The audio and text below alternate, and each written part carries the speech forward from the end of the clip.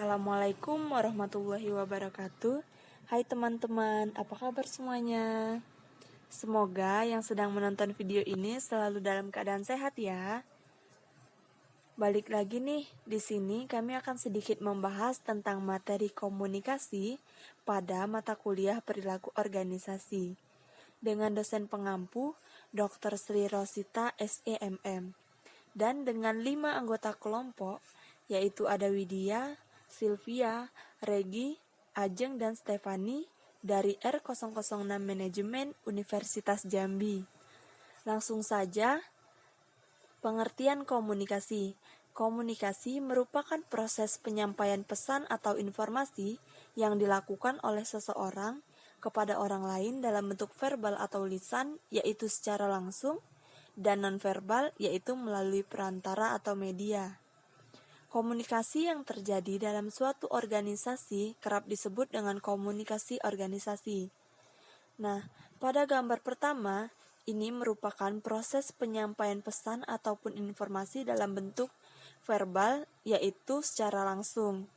Nah, pada gambar kedua, ini merupakan proses penyampaian pesan atau informasi dalam bentuk nonverbal, yaitu melalui perantara atau media. Ada bentuk komunikasi. Bentuk komunikasi ada 3, yaitu pertama, komunikasi lisan. Komunikasi lisan merupakan informasi dan umpan balik dapat disampaikan dengan lebih cepat dibandingkan dengan bentuk komunikasi lainnya. Yang kedua, itu ada komunikasi tertulis, yaitu komunikasi yang isi pesannya disampaikan secara tertulis. Contoh komunikasi tertulis yaitu memo, proposal, surat, petunjuk pelatihan, dan kebijakan operasional organisasi. Yang terakhir itu ada komunikasi nonverbal, yaitu komunikasi yang menggunakan bahasa tubuh seperti ekspresi wajah, gerak tubuh, nada suara, penampilan, dan elemen-elemen komunikasi nonverbal lainnya. Komunikasi nonverbal kerap dimaknai secara berbeda oleh penerima pesan sehingga menimbulkan kesalahpahaman di antara kedua belah pihak. Untuk itu, perlu berhati-hati dalam menggunakan komunikasi nonverbal ini. Selanjutnya adalah jenis komunikasi. Yang pertama adalah komunikasi internal.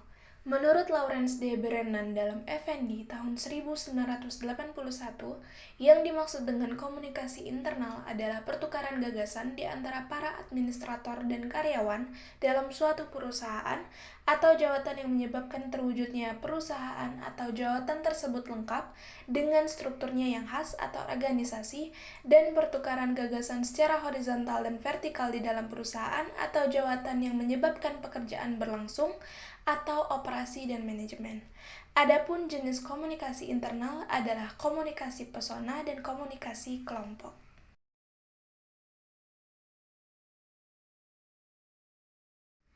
Dimensi komunikasi internal terdiri dari komunikasi vertikal dan juga komunikasi horizontal. Jenis komunikasi internal sendiri terbagi menjadi 2, yaitu komunikasi persona dan juga komunikasi kelompok. Komunikasi persona adalah komunikasi yang terjadi antara 2 orang dan dapat berlangsung secara tatap muka maupun melalui media. Sementara komunikasi kelompok adalah komunikasi yang terjadi antara seseorang dengan sekelompok orang dalam situasi tatap muka. Komunikasi kelompok dapat dibedakan menjadi komunikasi kelompok kecil maupun kelompok besar.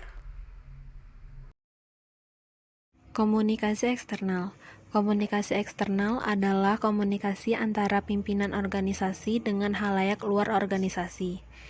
Komunikasi dari organisasi ke khalayak biasanya berupa informasi, sedangkan informasi dari khalayak kepada organisasi biasanya umpan balik kepada organisasi.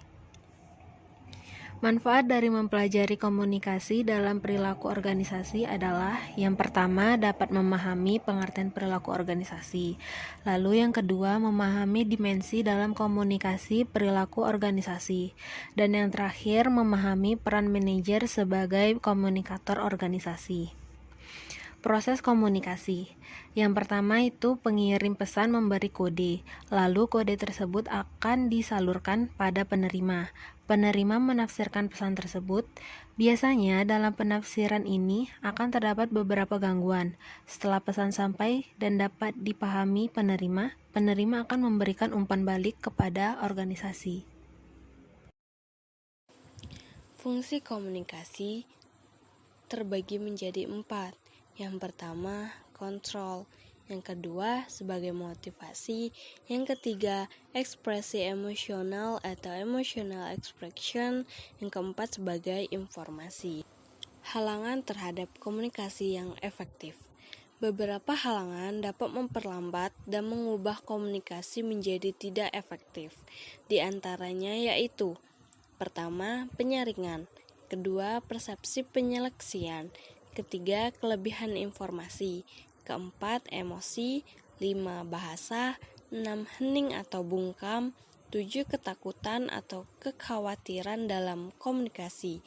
8, berbohong atau menipu. Peranan manajer sebagai komunikator. Yang pertama, peranan antarpersonal. Peranan antarpersonal adalah wewenang yang formal dari seorang manajer yang menimbulkan 3 peranan, yaitu peranan tokoh, peranan pemimpin, dan peranan penghubung. Peranan tokoh. Peranan ini timbul sebagai akibat dari kedudukan manajer sebagai kepala suatu unit organisasi yang bertugas memimpin berbagai upacara di kantor atau menghadiri upacara yang diselenggarakan oleh pihak luar. Yang kedua, peranan pemimpin.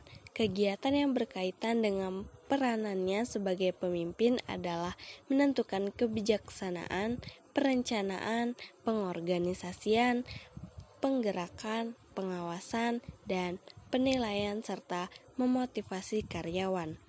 Yang ketiga, peranan penghubung.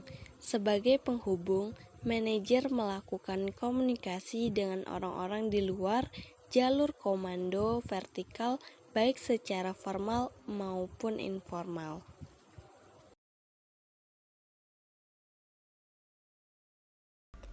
Selanjutnya, peranan manajer sebagai komunikator. Yang kedua yaitu peranan informasional.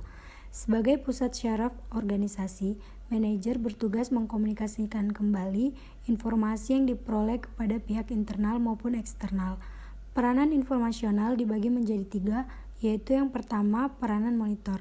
Sebagai monitor, manajer mengamati, menerima, dan menghimpun informasi yang diperoleh dari lingkungan sekitarnya yang memiliki arti penting bagi organisasi. Selanjutnya, yang kedua yaitu peranan penyebar. Sebagai penyebar, manajer menerima dan menghimpun informasi yang diperoleh dari lingkungan sekitarnya, kemudian menyebarkannya kembali kepada bawahannya. Dan yang ketiga yaitu peranan juru bicara. Sebagai juru bicara, manajer mengkomunikasikan informasi kepada khalayak luar secara resmi. Kemudian yang ketiga, peranan memutuskan dalam organisasi. Manajer memegang peranan yang sangat penting dalam pengambilan suatu keputusan. Selanjutnya, peranan wiraswasta. Dalam kewiraswastaannya, seorang manajer berusaha memajukan organisasinya dan mengadakan penyesuaian terhadap perubahan kondisi lingkungannya. Selanjutnya, peranan pengendali gangguan.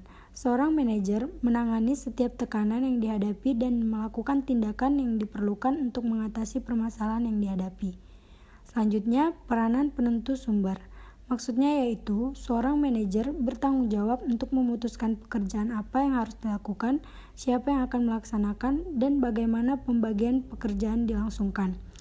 Selain itu, manajer juga berwenang mengambil keputusan penting sebelum implementasi dijalankan.